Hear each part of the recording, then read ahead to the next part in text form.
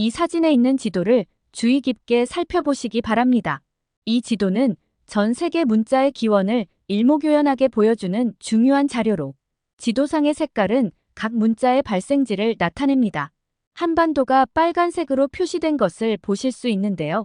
녹색은 이집트 상형 문자에서 유래한 문자를, 갈색은 중국 갑골 문자에서 유래한 문자를 사용하는 지역을 나타내며 한반도는 파란색으로 표시되어 한국이 독자적인 문자 체계를 창조하여 사용하고 있음을 나타냅니다. 이는 한글이 단순한 문자의 한 형태가 아니라 인류 역사상 매우 독특한 위치를 차지하는 문자 체계라는 사실을 드러내고 있죠. 여러분의 구독과 좋아요는 매우 큰 힘이 됩니다. 안녕하세요. 저는 현재 미국에서 교육 사업을 운영하고 있는 재미교포 에밀리 박이에요. 제가 운영하는 교육 사업은 바로 한글을 가르치고 알리는 일입니다. 최근 한류의 세계적인 인기로 인해 한글에 대한 관심도 폭발적으로 증가하고 있어요. 이제는 전 세계적으로 많은 나라들이 한글을 배우고자 하는 열정을 보이고 있으며 그 수요는 날로 증가하고 있어요. 이번 영상에서는 한글의 기원과 현재 전 세계에서 불고 있는 한글 열풍에 대해 깊이 있게 살펴보겠습니다. 많은 외국인들이 한국에 대해 떠올릴 때 한국어는 어렵지만 한글은 배우기 쉽다라는 생각을 자주 한다고 해요. 유럽에서는 한글이 얼마나 독특하고 효율적인 문자 체계인지에 대한 관심이 높아지고 있어요. 예를 들어 독일의 디센부르크에센 대학의 플로리안 쿨마스 교수는 독일 다임러 벤츠 파운데이션 초청 강의에서 한글은 모든 면에서 최상의 문자입니다라고 말하며 한글의 우수성을 강조했어요. 그는 한글이 언어와 문자의 구분을 뛰어넘어 최적화된 문자 체계로 자리 잡았다고 평가했어요.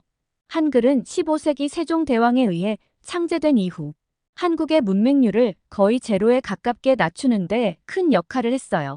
한글의 창제는 한국 역사상 가장 중요한 문화적 성취 중 하나로 그 독창성과 과학적 구조는 전 세계적으로도 인정받고 있어요. 한글은 단순히 글자가 아닌 논리적이며 체계적인 언어 표현 수단으로 누구나 쉽게 배우고 사용할 수 있도록 설계되었어요. 이러한 특성 덕분에 한글은 유럽에서도 가장 합리적인 문자로 불리며 찬사를 받고 있어요. 뿐만 아니라 한글의 창제 과정은 다른 문자 체계와는 전혀 다른 방식을 취했어요. 한글은 의문학적 원리를 기반으로 하여 발음기관의 모양을 본떠서 글자를 만들었어요. 이는 세계 어느 문자 체계에서도 찾아볼 수 없는 독창적인 방식으로 한글이 얼마나 과학적이고 체계적인 문자 체계인지를 잘 보여줍니다. 세상에는 무려 7,000개가 넘는 언어가 존재합니다.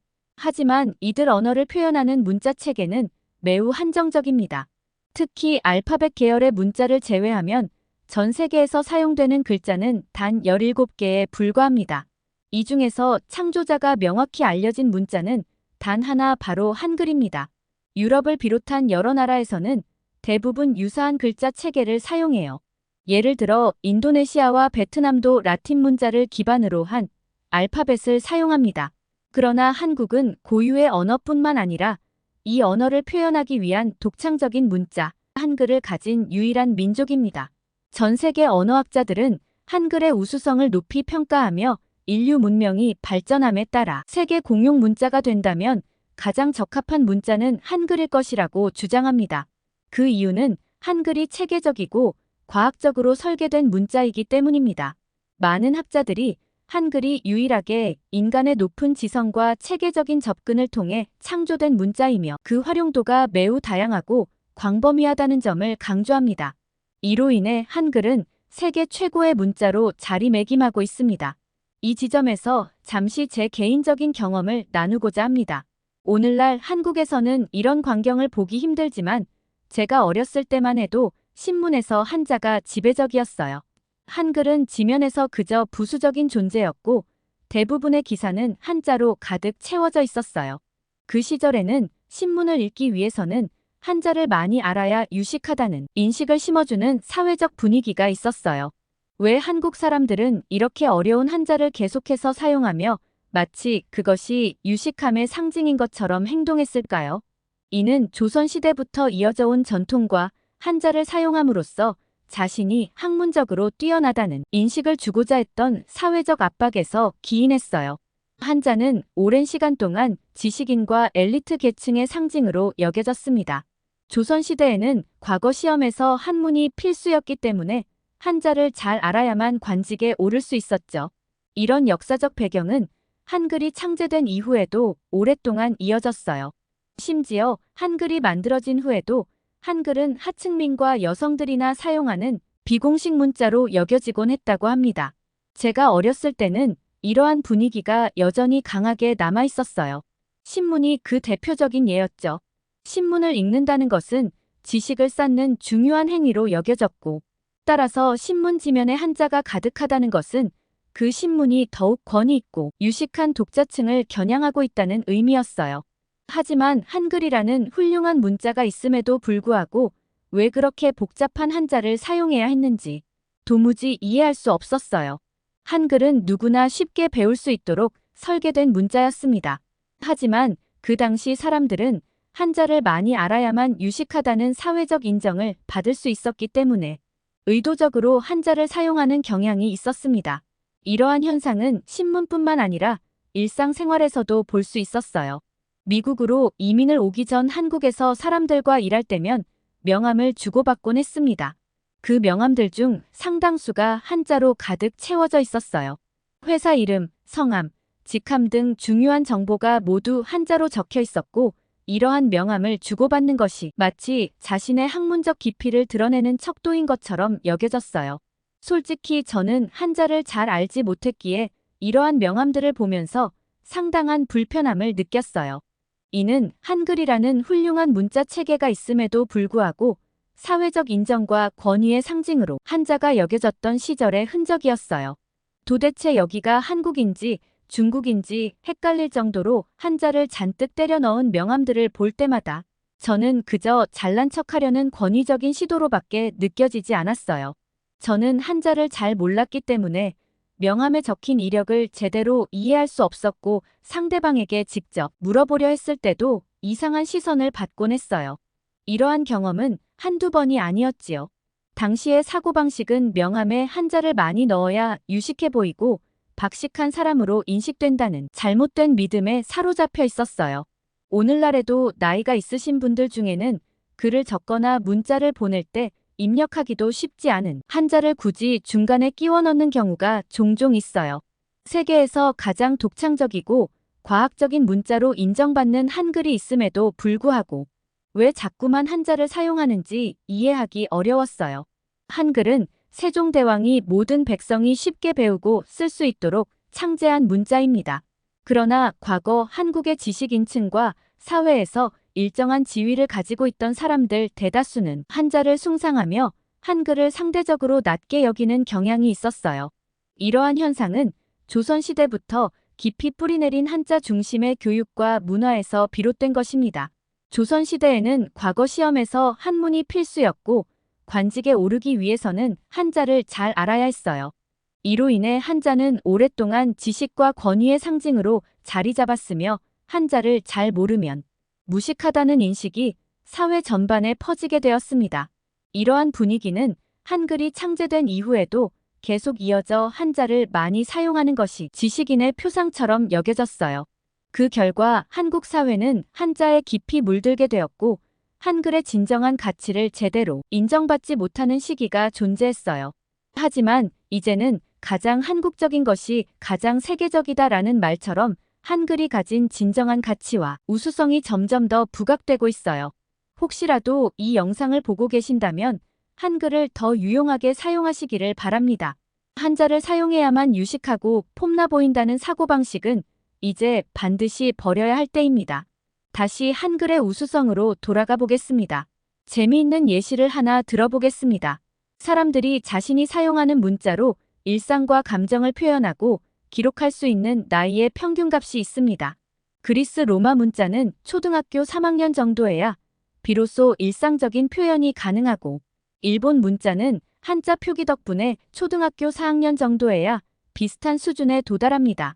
중국은 한자의 복잡함 때문에 중학교 3학년도 일상적인 감정 표현이 어려운 경우가 많아요.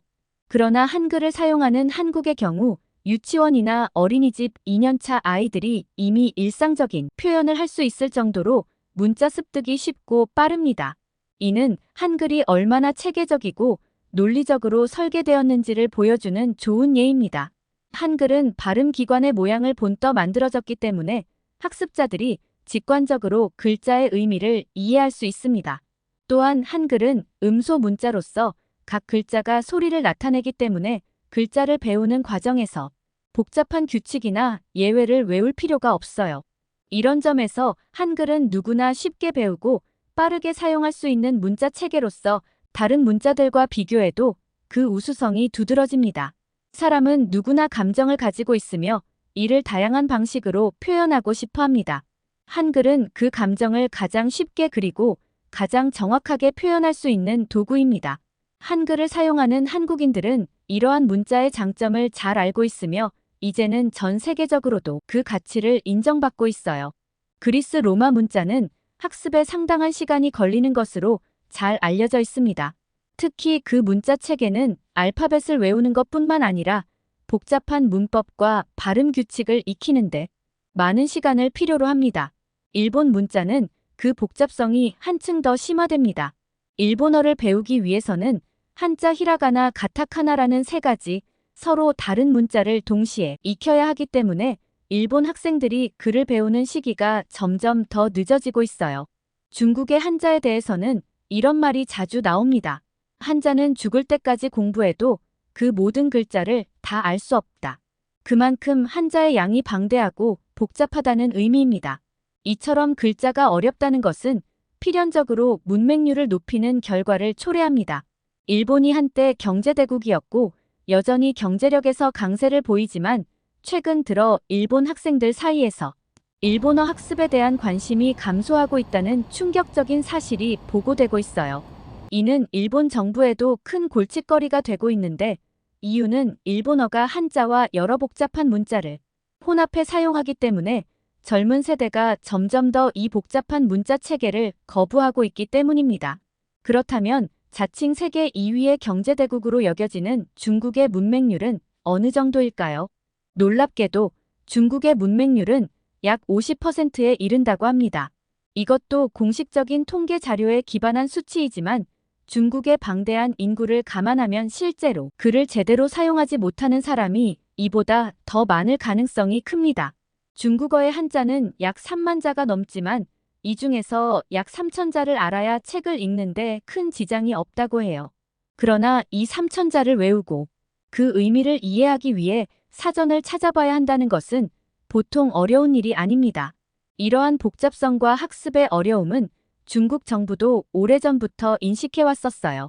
사실 중국은 이미 한자의 한계를 극복하기 위한 시도를 해왔습니다. 청나라 말기 중국에서는 한자 불멸, 중국 필망이라는 구호가 나올 정도로 지식인들 사이에서 한자 폐지 운동이 일어나기도 했어요. 이는 당시 중국의 문맹률이 90%에 달했기 때문이었습니다. 이를 해결하기 위해 마오쩌둥은 한자의 생명 연장을 위해 한자를 간소화하는 방법을 추진했습니다. 기존의 복잡한 한자인 번체를 보다 간단한 형태로 바꾸어 만든 것이 바로 간체입니다. 1950년대 중국 정부가 추진한 이 간체자는 오늘날 중국에서 공식적으로 사용되고 있어요. 그러나 이러한 간소화 노력에도 불구하고 한자는 여전히 방대한 양과 복잡한 구조를 가지고 있어 학습에 큰 어려움을 주고 있습니다. 그렇다면 한국의 문맹률은 어떨까요? 이는 자랑이 아니라 사실에 기반한 이야기입니다.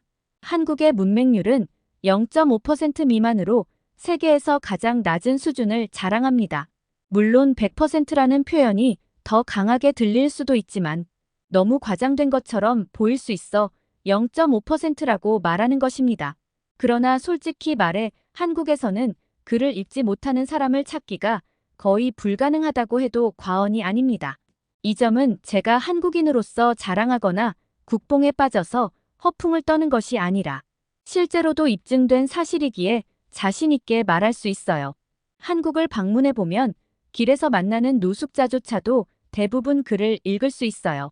지나가는 누구에게든 책에 있는 글을 읽어보라고 해보면 글을 읽지 못하는 사람을 찾는 것이 오히려 더 어려운 일입니다. 한국인들은 글을 읽는 것이 대수롭지 않은 일이라고 생각할지 모르지만 이렇게 문맹률이 낮은 나라는 전 세계적으로도 드뭅니다. 일본의 문자가 표기할 수 있는 음의 수가 400개, 중국의 한자가 표기할 수 있는 음이 500개인데 비해 한글이 표현할 수 있는 소리는 무려 1만 2천 개에 이릅니다. 이 숫자만으로도 한글이 얼마나 뛰어난 문자 체계인지를 알 수 있어요. 일본의 디자인 연구자 노마 히데키는 한글의 탄생을 통해 한글 자형의 과학적 조형성을 극찬하며 한글이 세계적인 보물이라고 말한 바 있습니다. 또한 언어 연구 분야에서 세계적으로 최고로 인정받는 영국 옥스퍼드 대학에서도 한글의 가치를 인정하고 있습니다. 옥스퍼드 대학은 세계의 모든 문자를 대상으로 합리성, 과학성, 독창성 등의 기준으로 순위를 매겼을 때 한글이 당당히 1위를 차지했어요. 이는 한글이 단순히 한국에서만 우수한 문자가 아니라 세계적으로도 인정받고 있음을 보여줍니다. 유네스코 역시 한글의 우수성을 높이 평가하고 있어요. 1998년부터 2002년까지 유네스코는 전 세계에 사라질 위기에 처한 언어 2,900종에 가장 적합한 문자를 찾는 연구를 진행했는데 이 연구에서 최고의 평가를 받은 문자 역시 한글이었어요. 이는 한글이 단순히 한국어를 표현하는 문자에 그치지 않고 전 세계의 다양한 언어를 표현하는 데에도 뛰어난 유연성과 적응성을 가지고 있음을 의미합니다. 이러한 사례들은 한글이 왜 세계에서 가장 우수한 문자로 평가받고 있는지를 잘 보여줍니다. 한글의 독창성과 과학적 설계 그리고 그로 인한 낮은 문맹률은 다른 문자와 비교할 때 그 우수성을 더욱 부각시킵니다. 한글은 디지털 시대에 최적화된 언어라는 점에서 그 우수성이 더욱 빛납니다. 예를 들어 트위터와 같은 SNS에서는 140자의 글자 제한이 있죠. 이 제한된 공간에서 효율적으로 소통하는 것이 중요한데 한글은 이를 매우 간단하게 해결할 수 있어요. 예를 들어 영어로 See you tomorrow를 입력하는 대신 한글로 내일 봐, 세 글자면 충분히 같은 의미를 전달할 수 있어요. 더 간단하게는 내일 봐, 두 글자로도 표현이 가능해요. 이처럼 한글은 짧고 간결하게 메시지를 전달할 수 있는 실용적이고 과학적인 문자입니다. 스마트폰 입력 속도에서 한글은 다른 문자와 비교해 압도적인 성능을 자랑합니다. 예를 들어 중국어는 한어병음 입력 방식과 필자형 입력 방식으로 나뉩니다. 한어병음 입력 방식은 중국어 발음을 영어 알파벳으로 입력한 후 그 입력을 한자로 변환하는 과정이 필요합니다. 필자형 입력 방식은 글자를 구성하기 위해 자판을 최대 5번 눌러야 하며 이 방식은 속도가 빠르지만 익히기 어려운 단점이 있어 일반인에게는 불편합니다. 반면 한글은 자판에서 바로 입력이 가능하며 별도의 변환 과정이 필요하지 않습니다. 이는 컴퓨터나 스마트폰에서 한글을 사용할 때 더욱 직관적이고 빠른 입력이 가능하다는 것을 의미합니다. 또한 한글은 아이콘과도 자연스럽게 어울립니다. 예를 들어 하트해요 라고 입력하면 한국인이라면 누구나 이 문장을 사랑해요로 해석할 수 있어요. 이처럼 아이콘이 한글의 일부처럼 자연스럽게 어울리는 모습을 통해 한글이 얼마나 유연하고 직관적인지 알 수 있어요. 한글은 음성 문자로서 세상에서 소리로 표현되는 거의 모든 언어를 표기할 수 있는 뛰어난 표현력을 가지고 있어요. 예를 들어 철철 줄줄줄 샌다, 찔끔찔끔, 좔좔 찰찰, 출렁출렁 같은 단어들은 소리와 움직임을 그대로 담아낼 수 있어요. 이는 한글이 다른 문자와는 달리 소리의 미묘한 차이까지도 세밀하게 표현할 수 있다는 점에서 그 우수성을 입증합니다. 심지어 유튜브와 같은 플랫폼에서 한글을 활용한 신조어가 국제적으로 통용되기도 합니다. 먹방이나 갑질 같은 한국어 신조어가 이제는 해외에서도 사용되며 한글에 대한 관심이 세계적으로 높아지고 있다는 점을 보여줍니다. 이는 한글이 단순히 한국에서만 사용되는 문자가 아니라 전 세계적으로도 그 가치와 매력을 인정받고 있음을 나타냅니다. 언어학자들의 연구에 따르면 한글은 문자 구성 및 전달 속도에서 영어보다 3배, 중국어보다 8배, 일본어보다 5배나 빠르다는 평가를 받고 있어요. 한글의 우수성은 세계 문자 올림픽에서 그 위상이 뚜렷이 드러났어요. 이 대회는 학자들을 중심으로 민간 차원에서 역대 최고의 문자를 뽑는 행사로 2009년 서울에서 첫 대회가 열렸고 2012년 태국 방콕에서 두 번째 대회가 개최되어 전 세계의 이목을 집중시켰어요. 세계 각국에서 자국의 문자를 창조한 16개국이 모여 경쟁한 1회 대회에서 한글은 금메달을 차지했어요. 뿐만 아니라 27개국이 참가한 2회 대회에서도 당당히 1위를 차지하며 한글의 우수성을 다시 한번 입증했어요. 이 대회의 평가 기준은 문자의 기원 및 구조 유형, 글자 수 글자의 결합 능력, 그리고 응용 및 개발 여지 등이었습니다. 심사는 미국, 수단, 스리랑카, 태국, 포르투갈 등 6개국이 맡았으며 이로 인해 한글의 우수성은 전 세계적으로 공정하게 인정받았어요. 1회 대회에서 2, 3위는 그리스 문자와 이탈리아 문자가 차지했고 2회 대회에서는 인도의 텔루구어와 영어 알파벳이 뒤를 이었습니다. 그러나 한글이 이러한 경쟁에서 연속으로 1위를 차지했다는 점은 한글이 얼마나 대단한 문자 체계인지를 명확히 보여줍니다. 유럽에서 널리 사용되는 문자는 물론 세계에서 가장 많은 인구를 보유한 인도의 문자와 세계 공용어인 영어조차도 한글의 위대함에 미치지 못했던 것입니다. 이로 인해 한글이 세계 최고의 문자로 인정받는다는 사실은 한국이 얼마나 축복받은 나라임을 새삼 깨닫게 합니다. 한글의 독창성은 발음 기호로서의 특성에서도 잘 드러납니다. 한글은 인간이 발음할 수 있는 거의 모든 소리를 표기할 수 있어요. 예를 들어 영어는 기본적으로 5개의 모음 이, 아이, 오, 유만을 가지고 있지만 한글은 기본 모음이 10개나 되며 이를 결합해 여러 개의 복모음을 만들 수 있어요. 따라서 영어 알파벳 26자로 표현할 수 있는 소리가 수백 개에 불과한 반면 한글은 24자만으로도 천여 개의 소리를 표현할 수 있습니다. 이러한 특징 덕분에 한글은 최상의 디지털 친화 문자로 평가받고 있습니다. 디지털 환경에서는 많은 정보와 소통이 짧은 시간 안에 이루어져야 하는데 한글은 그 짧은 시간 동안 더 많은 정보를 정확하게 전달할 수 있는 뛰어난 문자입니다. 한글의 과학적 설계와 효율성은 현대의 디지털 시대에 특히 빛을 발하고 있으며 세계 여러 나라에서 그 가치를 인정받고 있어요.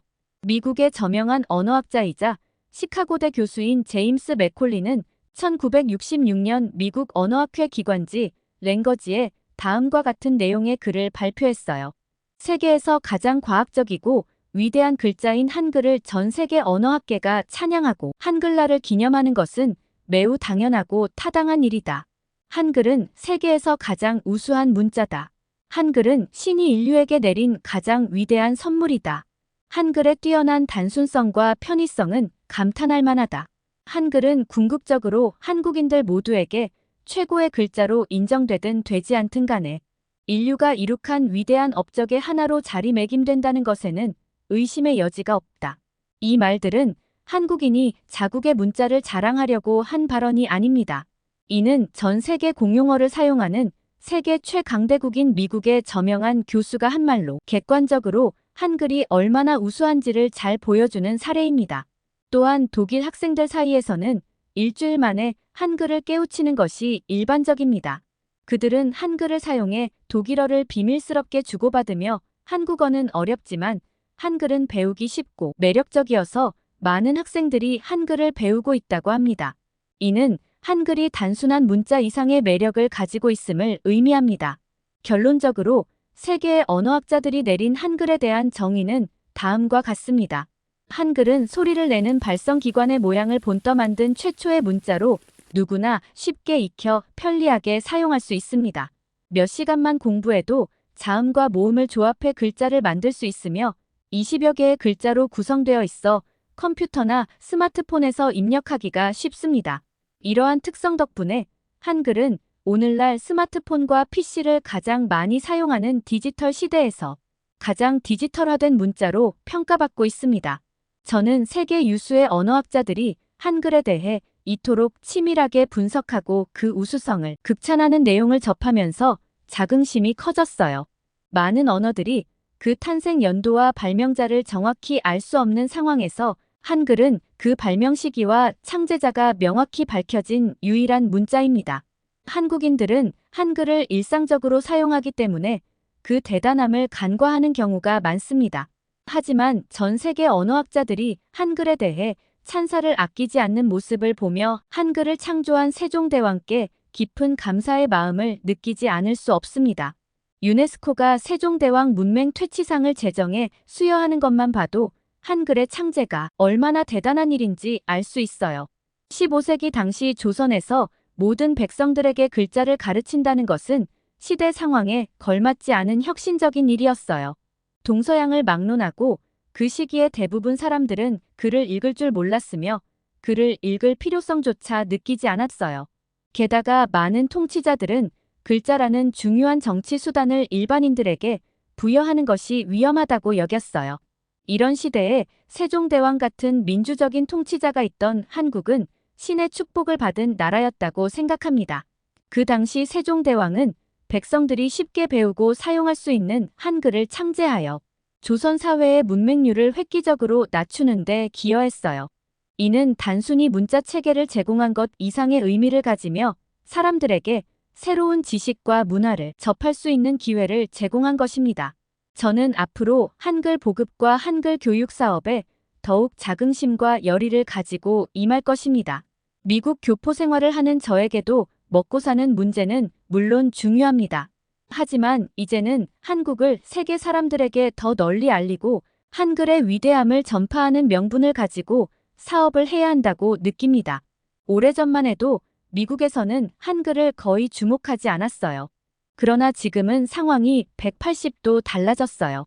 한글의 위대함이 이제는 미국인들 사이에서도 널리 알려져 많은 사람들이 한글의 가치를 인정하고 있어요.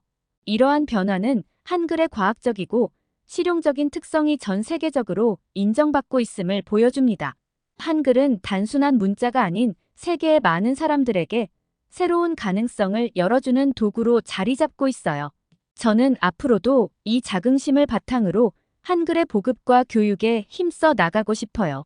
그리고 항상 한국인임에 자랑스럽고 자긍심을 느끼며 살아갈 겁니다. 제 얘기는 여기까지입니다. 지금까지 시청해주셔서 진심으로 감사합니다.